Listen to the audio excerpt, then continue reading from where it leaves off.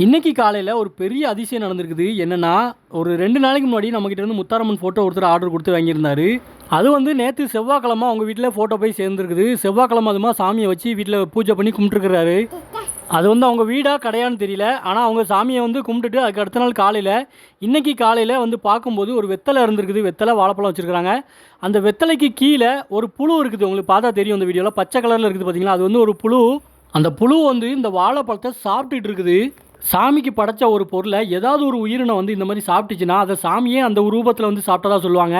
அது போக அந்த புழு வந்து அந்த எலுமிச்சை பழம் வச்சிருக்காங்க சாமி போட்டோக்கு முன்னாடி. அந்த எலுமிச்சை பழத்துக்கு மேலேயே படுத்து கிடந்திருக்குது ரொம்ப நேரமா. சென்னை லட்சுமிபுரத்தில் நாராயணன் ஸ்டோர்னு ஒரு மளிகை கடை இருக்குது. அந்த கடையோட உரிமையாளர் அவருக்கு தான் நம்ம இந்த போட்டோ அனுப்பி வச்சிருந்தோம். அவர் தான் காலையில் இந்த டீட்டெயிலை நம்ம கிட்ட ஷேர் பண்ணிக்கிட்டாரு. இதில் என்ன அதிசயம் இருக்குதுன்னு கேட்டிங்கன்னா, ஒரு 2 வாரத்துக்கு முன்னாடி இவர் வந்து கடைசி செவ்வாய் நம்ம குலசை முத்தாரம்மன் கோவிலில் கொஞ்சம் பிரச்சனை இருக்குதுன்னு சொல்லி அருள்வாக்கு கேட்கறதுக்காக வந்திருக்கிறாரு. அப்படி வரும்போது சாமி கொஞ்சம் பரிகாரம்லாம் சொல்லியிருக்காங்க இந்த மாதிரி பண்ணு அப்படின்ட்டு. அதோட ஒரு பகுதியா சரி சாமியோட போட்டோவும் வாங்கி வைக்கலாம்னு சொல்லி இவர் வந்து வீட்லயோ கடையிலயோ அந்த போட்டோ வைக்கிறாரு. வச்ச உடனே அந்த புழு வந்து சாப்பிட்ட உடனே முத்தாரம்மனே நேரில் வந்து சாப்பிட்ட மாதிரி இருக்குது அப்படின்னு சொல்லி ரொம்ப திருப்தியாக இருக்குது அப்படின்னு காலையில் நம்மக்கிட்ட ஷேர் பண்ணியிருந்தாரு.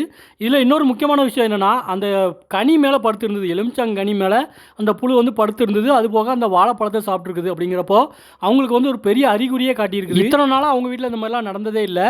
இது வந்து எதுக்காக சொல்கிறாங்க அப்படின்னா, கனி மேலே இருக்கிறதும் அந்த வாழைப்பழத்தை சாப்பிட்டதும் வந்து இவங்க வீட்டில் வந்து ஏதாவது ஒரு குழந்தை வரம் கொடுத்துருக்காங்க. இவங்க வீட்டில் யாருக்காவது குழந்தை இல்லாமல் இருந்ததுன்னா அவங்களுக்கு குழந்தை கண்டிப்பாக வரும் அப்படிங்கிற மாதிரி ஒரு அறிகுறி காட்டினதாக சொல்கிறாங்க. புழு பூச்சி ரூபத்தில் வந்தாலே பெரும்பாலும் புள்ள வரமாக தான் இருக்கும் அப்படிங்கிற மாதிரி பெரியவங்களாம் சொல்கிறாங்க.